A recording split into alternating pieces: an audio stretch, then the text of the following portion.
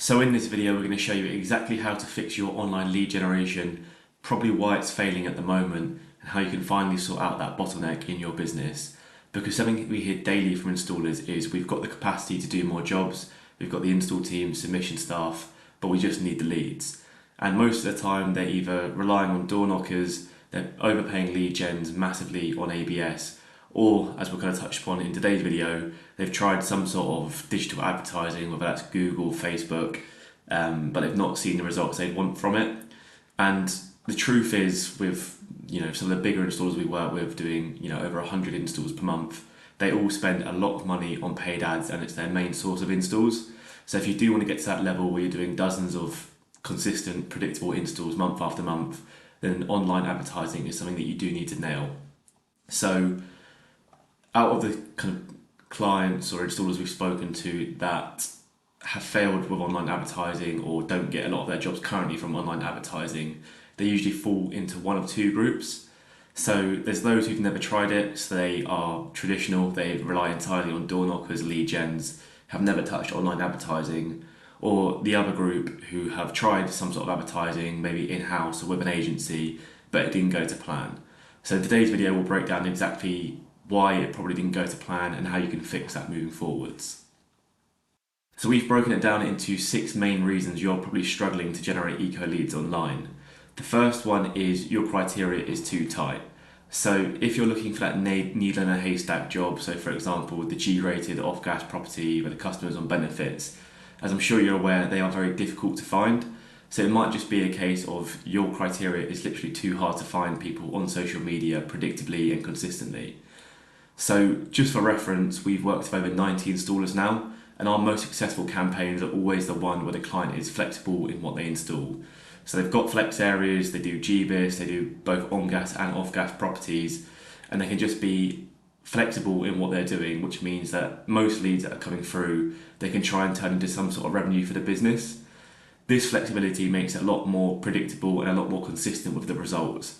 Whereas if you are that installer that's looking for the needle in a haystack jobs, it's a little bit less predictable and a little bit less consistent. One month you might get 3 of those jobs online, which is fine, and that will pay for the next few months. But then you can easily go months on end without getting a lead that's going to meet your criteria.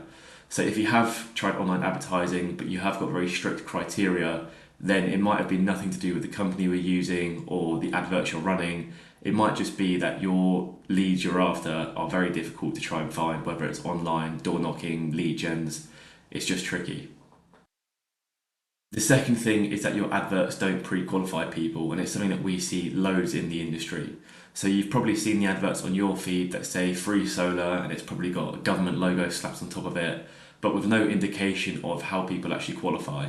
Firstly, these sort of adverts just scream scam. You see the comment section just full of people calling it a scam, not believing it. But secondly, and most importantly, it will get you a lot of cheap leads. So on the front end, everything looks great. You're getting leads for, £4. But then you realise that you've got hundreds of leads sat there, none of them are particularly qualified, and you've got to sift through loads of them just to book 1 or 2 surveys. This obviously leads to a massive waste of time for you or your staff, a massive waste of money, and it also just massively inflates your cost per install on the back end, which realistically is the only thing that actually matters. So regardless of how cheap Meta tells you your leads are, I would always try and pre-qualify people through your adverts. And that means just being very clear on the type of leads you actually want.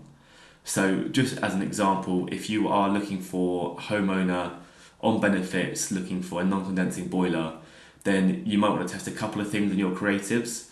So the first one is calling out specific benefits that qualify. So rather than saying, do you receive benefits, you might say, are you on universal credit? Are you on pension credit? These very specific call-outs are going to resonate with your audience, and more importantly, resonate with an audience that actually qualify for the scheme. Second thing is actually visualising to people what a qualifying property might look like.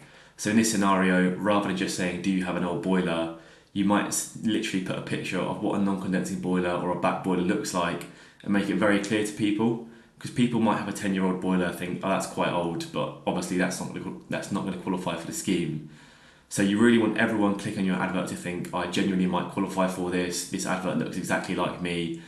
Your cost per lead might go up, but the quality of leads coming through are just going to massively increase. So Just as an example of one that we run for Jeeva's clients, it's calling out in the top left here the property scenarios of people that might qualify, so cold rooms, mouldy walls, things like that. And then you see in the bottom right, the qualifier is if you're on universal credit. So we're very clear in how the person's going to qualify, i.e. being on universal credit, and what the property might look like if they're going to qualify for GBIS, so mouldy rooms, cold rooms, high energy bills, things like that. It just makes it a lot clearer for the customer to see if it's actually applying to them, and it's going to massively increase that quality of the lead coming through. So just as another example, we've got an eco client that spends about 100,000 a month on ad spend. Their cost per lead is £30, which to a lot of people who've tried advertising for eco might seem a bit high, but the conversion rates are through the roof. They're converting anywhere from sort of 1 in 4 to 1 in 8 through into an actual installation. And that's mainly because of how particular and how precise we're being in the qualifying messaging. Because the clear messaging actually brings in better leads, allows Meta to properly advertise what you're doing, saves your team a lot of time, and it just makes the whole process of getting leads online a lot easier and a lot more streamlined. So the third reason that you might be struggling to generate leads is because you have a poor qualification process. So for example, if you're a company that runs traffic to an instant form or a landing page with no conditional logic, you likely might get a lot of leads, but they're going to be very unqualified. So the classic one that I see when I click on other installers' adverts is it goes through to the instant form, they ask, are you a homeowner, are you on benefits? Then it takes them straight through to contact information. This misses out key information like heating type, boiler age, whether they've had funding before, whether they've had previous work done since the EPC, all of this information that can filter out those ineligible properties really easily. So if you aren't asking more than 5 questions, you're probably getting a lot of low intent leads that don't qualify for very obvious reasons. But on the flip side as well, I also see a lot of forms that overqualify people. So for example, asking people what their EPC is, I wouldn't bother with that. A lot of people don't know. You get a lot of people clicking random letters or putting not sure. It's something that your team should just check. Again, asking people what measures they're looking for is a bit of a waste of time. It's something that you can clarify on the phone, and a lot of the time people don't really get a say. So it's a waste of a question. It's going to lead to a big drop off for no reason. Another example is asking people for their wall type. Again, unsurprisingly, a lot of people don't know. They'll just click solid wall because they don't know the difference between solid and cavity. So these sort of questions where they're a bit more technical, people likely don't know the answer, I would just leave out completely. Because it's this qualification process where installers or their agencies just fall down massively, either not asking enough of the right questions or asking too many irrelevant questions that you could just clarify once they've come through. So step 1 to getting better quality leads on the front end is always run traffic through to a landing page with a form that uses conditional logic. So don't use a Facebook form, don't use a Jot form or any other form builder without conditional logic, because in 5 to 8 questions you can easily set it up to filter out most of the junk. So just as an example, we've got a landing page here. First question asks about homeowner status, so obviously social or council tenant is filtered out. Then it asks, does anybody in the home receive benefits? If yes, it asks what benefits they receive. If no, it goes in the flex route. It then goes into local councils and so on. So all of these questions are really easy for the prospect to answer and really easily filter out the properties or the people that aren't going to be eligible. So once they've answered those 5 to 8 questions and they get through to the contact information stage, we have then built a automated EPC checker for all of our clients. So they put their address in. If their EPC is a D or above, we can just auto disqualify those leads. And if they do qualify, all of that EPC data is pulled straight through into the CRM. So at scale, so for example, the installer I mentioned doing 100,000 a month in spend, it saves their team hours and hours of manual EPC checking, hours on unqualified leads, but also maximizes the lead volume that is actually coming through to them. So the fourth reason, and probably the most common reason that your online adverts aren't actually translating into profitable campaigns, is that your lead handling is a lot poorer than you think it is. So your team takes hours to contact leads, they only call them 2 to 3 times, your staff can't clearly answer questions or handle objections, the list really goes on. So just to break down 3 or 4 things that your team needs to be doing to maximise the inquiries you're getting online. So firstly, most importantly, is call your leads within 5 to 10 minutes. There are numerous studies showing that leads are 8 times more contactable if they are called in the first 5 minutes. So if you're waiting hours or days, you're losing valuable opportunities and probably tens of thousands every month in installs. Because we speak to installers all the time where we say, are you calling your leads quickly? They say, yeah, they're called pretty much straight away. You then ask how long, and the answer is, oh, I don't know, maybe an hour or two, or we could try and call them the same day. That is not instantly. Instantly is inside 10 minutes. Literally, you get that inquiry, it's called straight away, because even an hour is way too long to leave a hot lead who's just inquired, kind of sat there uncontacted. So just for example, there are loads of different things that can affect that lead qualifying, even if you just leave it an hour. So they might have gone off the idea of the ECO4 scheme. They might read something bad on a Facebook group or online. They might forget the number you're going to be calling from. They might have already inquired with one of your competitors who booked them in for a survey. They might have completely forgot about the inquiry, so when you pick up, they think it's a cold call. There are just so many reasons why, even if you leave that lead a couple of hours, it's just way less likely to actually convert into a job. Second thing is you need to be calling your lead 2 to 3 times per day for at least a week. So again, we say to installers, what is the main issues you have at the moment? A lot of them say, oh, the leads never pick up. You then ask, okay, how many times do you call them? They say, oh, we give them 3 to 4 calls and then drop them an email. If they don't reply, then we assume they're not interested. This is, again, just a really poor way of going about it. At the end of the day, these people have signed up to be contacted by you. They want a service from you. So don't think you're harassing them or pestering them if you're going to call them 2 to 3 times a day. So on top of that, if you only call during working hours, you're missing out. A lot of people work 9 to 5. So if you only call in those hours, don't be surprised if your contact rate is a bit lower. You should really be trying to call on weekends and also in evenings as well. And ultimately, the more times you try to call someone, the more likely they are to pick up. As a general guideline, you should keep calling someone until they either tell you to go away or they pick up the phone and you get to have a conversation with them. Leading on from that, as well as calling people, you want to mix in multiple channels of communication if they don't pick up. So dropping them a text, an email or WhatsApp, just letting them know that you've tried to be in touch, the number you're calling from and the reason that you're calling. There's really no excuses for this. This can all be automated. So if you're just calling people from a random number and being surprised they don't pick up, then that's on you. You need to be dropping in the text, the emails, the WhatsApps. They need to be familiar with the number you're calling from, where you're calling from, why you're calling. It just makes them a lot more comfortable to pick up the phone to you and start that conversation. And then the fourth thing is just having a proper script in place. We speak to a lot of installers where there isn't this process or a predictable script. It's all very unstructured and unpredictable. So particularly as you start hiring office staff to do this for you, and as you scale up, consistency is everything. You don't want to have 4 people in the office all saying different things on the phone to the leads. So just one example of this is having a framework for answering questions / handling objections. So a framework that we use to handle objections is acknowledge. So acknowledge the question or objection, clarify what they mean, isolate that to basically make sure that if they're happy with the answer to this question, they're going to move forward to the next stage, handle it, confirm they're happy, and then move on. So what you might get if you don't have a process like this in place is you might get one staff member who's very good at answering questions without even being taught. They follow a framework that's structured like this. But then you've got 3 staff members who, when someone says, oh, I think it's a scam, they don't even try and handle it. They just end the call and you just waste a lead that could have gone somewhere. So again, this is probably the most common reason for a lot of installers that their online advertising just doesn't go anywhere. They're used to being handed leads from door knockers or from lead gens that have already been pre-qualified. So when they get leads that actually need a bit of qualification, they aren't entirely sure how to handle them. So just from our perspective, that is something that for all the installers we bring on now, we handle this part of the process for them. We call their leads for them, we pre-qualify them, and we literally hand them over when they're ready for survey.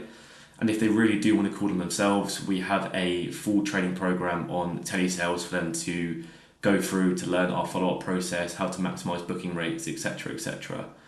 So again, if you are struggling with converting leads that are coming through your online advertising, take a look at how you're handling the leads, your speed to leads, what's happening when you get on the phone with them, and that'll probably solve a lot of your problems. So the fifth thing, which kind of leads on from point number 4, is that your team are likely working very inefficiently. It might look like they're doing 10-hour days or being very busy, but they're working on low value tasks that aren't really moving the needle. So for example, if they're spending all day updating spreadsheets, manually calling leads without a dialer, if they're collecting images manually of boilers and documents, they're going to look very busy. It looks like they're doing a lot, but these are all low value tasks that can be automated or streamlined. So a couple of examples here. If you're on the phone with a customer and you need their boiler picture or make and model before you book a survey, what a lot of installers will do, we say to the person, okay, we'll send that over when you get a chance. The more efficient way of doing that is saying, okay, when we get a chance to send that over, the person might say, when I'm at home later. What you would then do is book in a call back for the time they've said they're going to be able to send the picture, agree to call them back at that time, send them reminders of the callback time, and then call them at that time. They're a lot more likely to pick up the phone. You don't have to then start re-chasing people or start hoping they send a boiler picture. It's just a much more efficient way of doing things. Second one, and a recent example we had, is an installer that we worked with would pre-qualify the lead. They would then send them off for a data match without having a clear next step. So when that data match came back, they're then having to scramble to try and recontact that person, explain the next steps and try and get them booked in for a survey then. The better way of doing that would be sending them off for a data match, booking in a provisional survey date. If that data match comes back not valid, it doesn't match, they can then just cancel that survey. If it comes back as matched, they then just go ahead with the survey that's already been agreed. It's a much more streamlined and efficient way of doing things than what they were doing previously. So, as a general rule of thumb, there should only be 3 outcomes for a call with a lead. It's either disqualified, you can't help them, you let them know and that lead goes no further. They are booked in for a callback at a specific time that the person agrees to. So it's not, oh, I'll just give you a call back next week. It's what time are you free next week? Book that into a calendar, make sure they get reminders of that event. And then the third one is the survey is booked. So you're booking them in at a specific date for that site survey, because all of these 3 things mean that no one's left in no man's land where you're having to get hold of them on the phone again. There's no confirmed next steps. It's all very clear if you follow one of these 3 options basically. And the 6th and final point is that marketing scares you. So for the most part, all the installers we speak to are installers first and not marketers, meaning they come from the background of doing the surveys, doing the installs, but the whole process of actually getting the leads is a bit foreign to them. So that means that setting up a Facebook campaign, whether they do that in-house or outsource it, it scares them a little bit. Putting money in, unsure of what they're going to get back out, means that they act with emotional and sometimes illogical decisions that are short-sighted, rather than fully understanding it and making decisions that are logical and rational. So that's not me saying that you need to be an expert marketer or have a degree in marketing. You can outsource it to an agency, to a team member, that's completely fine. But if you don't understand whatsoever what they're doing with your Google campaign or Facebook campaign, then you're just going to run into issues later down the line when things go through a slow period or there's an issue in a system that is causing things not to work out quite how you'd like. So the classic example that I'm sure a lot of installers have done, or a lot of agencies have had clients do, is they would run ads for a couple of weeks, say put a couple of thousand into it, maybe pay the agency some money. The first few leads don't end up going anywhere. They might not pick up the phone, they might not qualify, or maybe there's just not many leads coming through whatsoever. The installer then panics, they pause everything, say it doesn't work, and just switch everything off. So this is a panic stop, and it essentially just destroys any sort of marketing momentum for businesses. And as I sort of touched upon, it's short-term emotional thinking, and that's because most likely you don't understand the basics of marketing. You don't understand what the company you're working with is actually doing, expectations, which is partly their fault, but also partly your fault as well. And if you don't understand kind of the basics or what they're actually going to be doing for you, it just means that you make decisions based on short-term feelings rather than facts and data. So rather than doing this, you should think of your marketing and sales process all the way from cold traffic on Facebook through to an actual installation as a production line. So if a production line is not being as efficient as it can be, you wouldn't shut the whole factory down, you'd analyse it and fix the bottleneck. So this image is what you should look at your marketing and sales like. It's a series of systems that can put together, make up one long process, and if it's not working, it's usually just one part of the system that is letting you down. So what you kind of need to get into the habit of doing is, rather than when something doesn't work with your online marketing or an agency fails you, rather than being in the victim mentality of why aren't the leads better, why isn't this agency doing X, Y, Z, you need to sort of shift into thinking more like a business owner. So it's how can I, or how can we, if you're working with someone, improve the systems within this marketing campaign or within the business. So for example, rather than saying, why doesn't this lead pick up? How can we improve the follow-up process across all of our leads? Why aren't we sort of booked up installs this week, or why aren't we getting past surveys? What was it that we did or didn't do 30 days ago that's led to us not being busy this week? So these sort of questions get you to think in the mindset that marketing is not a light switch. You don't flick it on and off. It's not a case of it does or it doesn't work. It's a continuous system, and it's actually a flywheel as well. So it takes a little bit of effort to build up and get going, particularly if it's your first time doing it. You might not have the telesales systems in place, you might not have the CRM, the fancy automations. But once you do get it spinning, you get those things in place, it just creates momentum that lasts forever. As we sort of see with our clients, the ones that spend tens of thousands of pounds a month, they weren't doing that straight away. That's months, if not years, of hard work, working on their systems, working on their processes. And now it's just a case of keeping an eye on the data, keeping an eye on the results, and managing things, also whilst doing over 100 installs per month. So, in conclusion, the 6 elements I ran through are ones that you need to look at inside your business if your digital marketing is failing. And if you do nail these, then making money and making actual profit with your marketing campaigns becomes a lot easier, because it only really takes one of these out of sync or not working to have a big ripple effect. So for example, if your follow-up process is poor, it doesn't matter what you do once a lead's booked in for survey or what you do in the actual marketing campaign, the bottleneck is always going to be the fact you're not calling leads quickly or frequently enough. So make sure you take a look at all 6 of the things that I ran through and really identify which one of these do we need to fix. If it's something that you prefer to outsource entirely and you want consistent qualified leads without the headache of dealing with marketing and sales entirely, then feel free to schedule a call with our team on the link below.